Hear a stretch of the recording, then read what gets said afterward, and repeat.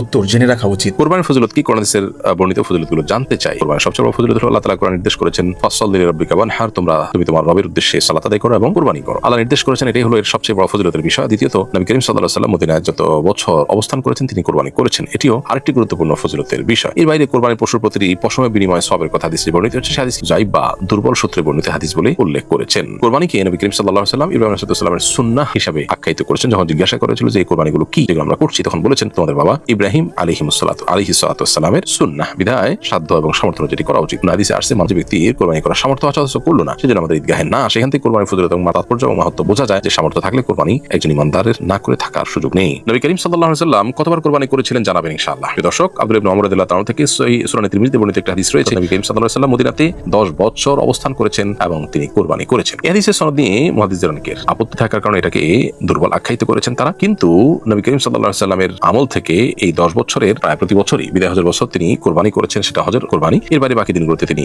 কুরবানি করেছেন। এই বিষয়টি বিভিন্ন ভাবে প্রমাণিত হয়। কুরবানির গোশত কাউকে না দিয়ে নিজেরা খেয়ে ফেললে কি কুরবানি হবে? কুরবানির গোশত সম্পূর্ণটুকু যদি নিজেরা খেয়ে ফেলে তাতেও কুরবানি আদায় হয়ে যাবে। তবে এমনটি করা উচিত নয়, বরং কুরবানির গোশতের এক অংশ নিজেরা, আরেক অংশ প্রতিবেশী পরিজনদের এবং এক অংশ গরিব অভাবী মানুষদেরকে সাদাকা করাটা উত্তম। যদি এরকমটি না করে কেউ পুরোটা নিজে রেখে দেয় অথবা 3 ভাগ না করে 4 ভাগ করে 2 ভাগ করে বা একটু কম বেশ করে, তাতেও তার কুরবানি হয়ে যাবে, কারণ এটি ফরজ কিংবা ওয়াজিব নয়। শরীকদের কারো পুরো বা অধিকাংশ উপার্জন হারাম হলে কি সবার কুরবানি বাতিল হয়ে যাবে? উত্তর হলো যে শরীকদের কারো কুরবানির টাকার অংশ যদি হারাম হয় তাহলে সেক্ষেত্রে বাকি যারা হালাল টাকায় কুরবানি করেছেন তাদের কুরবানি নষ্ট হয়ে যাবে না। তবে হারাম সম্পদ দিয়ে কুরবানি যিনি করেছেন তার সে কুরবানি আল্লাহর কাছে কবুল হবে না। অন্যরা যারা হালাল টাকায় কুরবানিতে শরীক হয়েছেন তাদের কুরবানি হয়ে যাবে। একজন কুরবানিকারী ব্যক্তি যদিও তার জন্য সেফ এবং নিরাপদ হলো এমন ব্যক্তি খুঁজে বের করা যে ব্যক্তির সাথে কুরবানি করলে তিনি হালাল উপার্জনকারী এবং নেককারের সাথে কুরবানি করা হিসেবে বিবেচিত হয়। যে কোনো কাজে আমরা ভালো মানুষকে সঙ্গী হিসেবে খোঁজার চেষ্টা করব, কুরবানির ক্ষেত্রেও সেটি করাটাই হলো উত্তম। প্রতি বছর কুরবানি দেই, সেই নেশাব পরিমাণ সম্পদ আছে, কিন্তু সার্বিক বিবেচনায় আমি এখন ঋণগ্রস্ত, এবার যদি কুরবানি না দেই তাহলে গুনাহ হবে কিনা? উত্তর হলো আপনার যে পরিমাণ ঋণ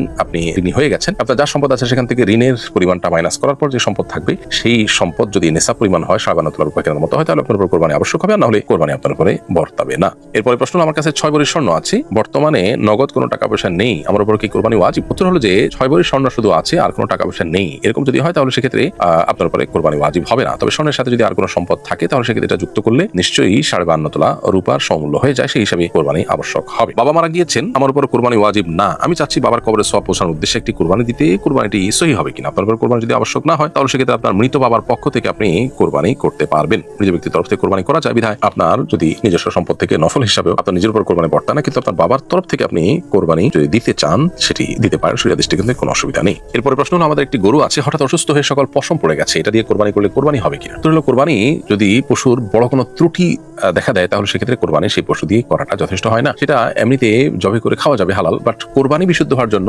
বড় কোনো ত্রুটি থেকে প্রাণীর মুক্ত থাকাটা আবশ্যক। যেমন ধরুন একটা শিং পরিপূর্ণভাবে ভেঙে পড়ে গেছে, এটা বড় ত্রুটি, একটা চোখে কিছু দেখতেই পারে না, পা এমন ভাবে ভেঙে গেছে বা আঘাতপ্রাপ্ত হয়েছে যে বাঁধার জায়গা থেকে জবে জায়গা পর্যন্ত পায়ে হেঁটে যাওয়ার মতো অবস্থা নেই। এরকম বড় ত্রুটি হলে তখন সেটা দিয়ে কুরবানি করলে কুরবানি বিশুদ্ধ হয় না, তবে জবাই করে খেলে সেটা হালাল হয়।